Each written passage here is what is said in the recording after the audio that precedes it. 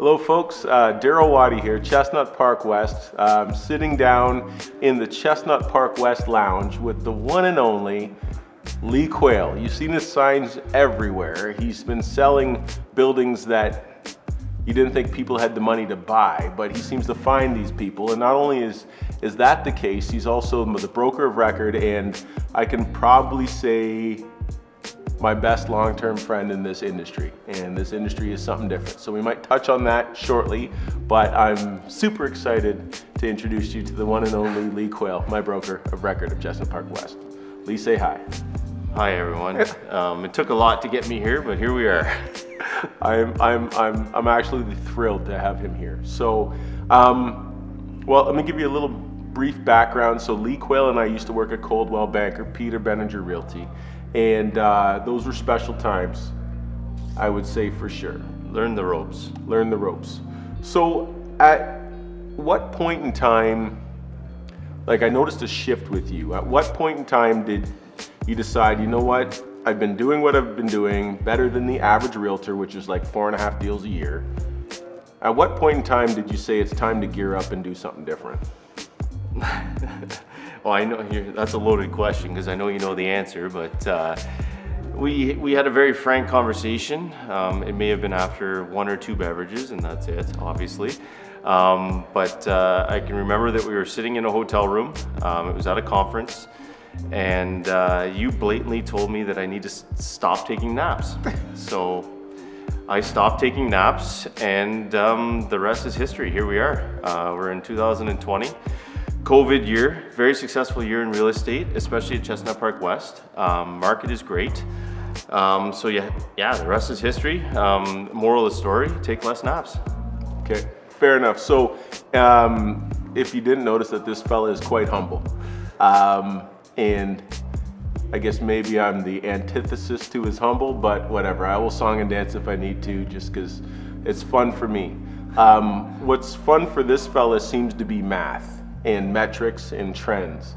And what sort of trends do you see happening in this market currently? Obviously, yeah, we're a residential brokerage, or Chestnut Park is known more of a residential. I sort of like or indulge in the multifamily res or student housing, and that's sort of my bread and butter.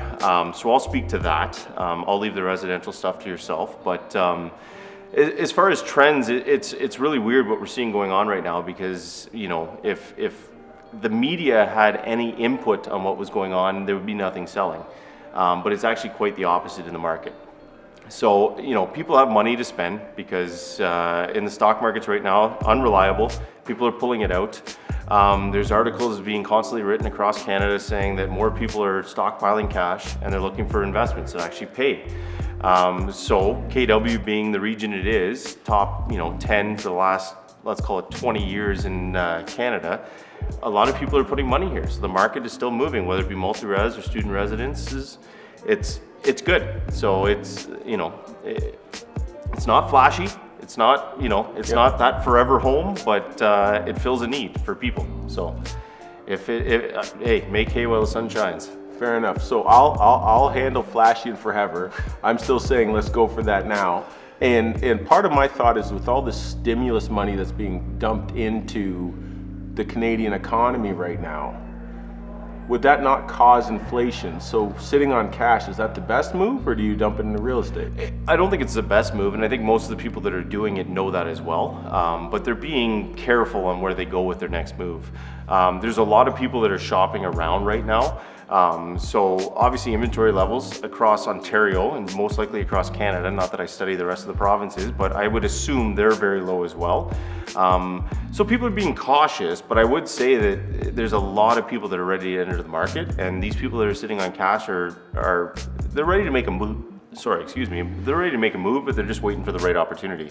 So there's obviously some calculations going on, but just give it some time, and it's not done yet. We're going to continue forward with it, and I can see the investment market, at least on the real estate side, staying active months, years to come, especially in KW.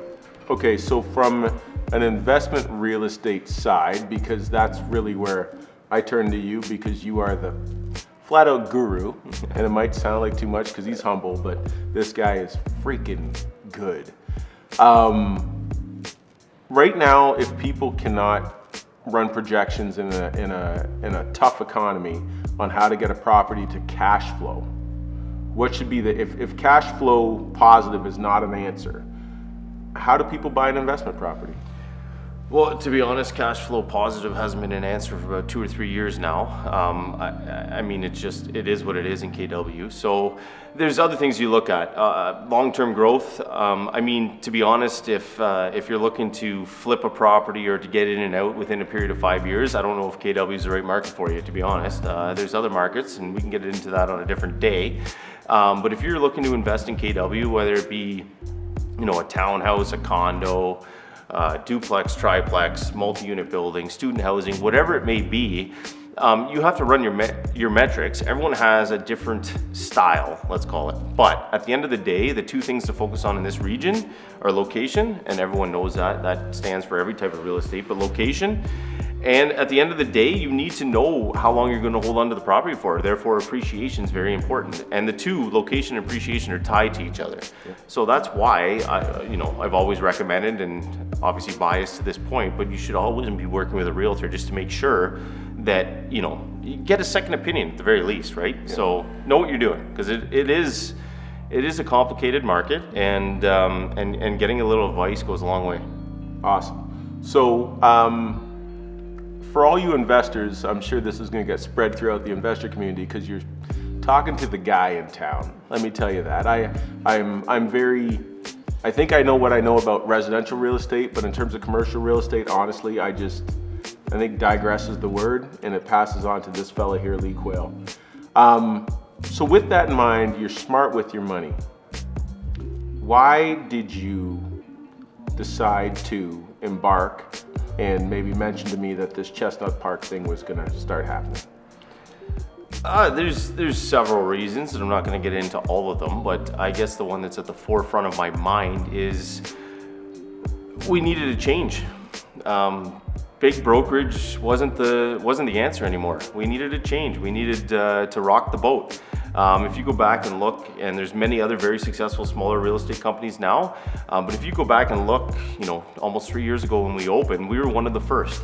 And we did rock the boat. We've changed the way it's being looked at now, and wanted to build a fun culture, a small boutique fun culture. And I think we've nailed it, to be honest. I mean, love coming to work every day, love the people I work with. There's no words that can explain it. It's fun. Well, you know what? I hope you guys understand that I'm not crazy, and I knew what I was doing when I left the big ship. And there's no person that I'm more proud of than this fella here, Lee Quaile. Well, he's within my bubble, so I'm going to shake his hand right now. Okay? Well, I very much appreciate it, and not borderline tears because I'm not that type of person, but very, very heartfelt words from Mr. Watty. There's no other way to say it. The guy absolutely kicks ass. He rocks it. And if you're not using him to sell your residential real estate, then use somebody else in Chestnut Park. Anyways, amazing. Have a great day. Merry Christmas, guys.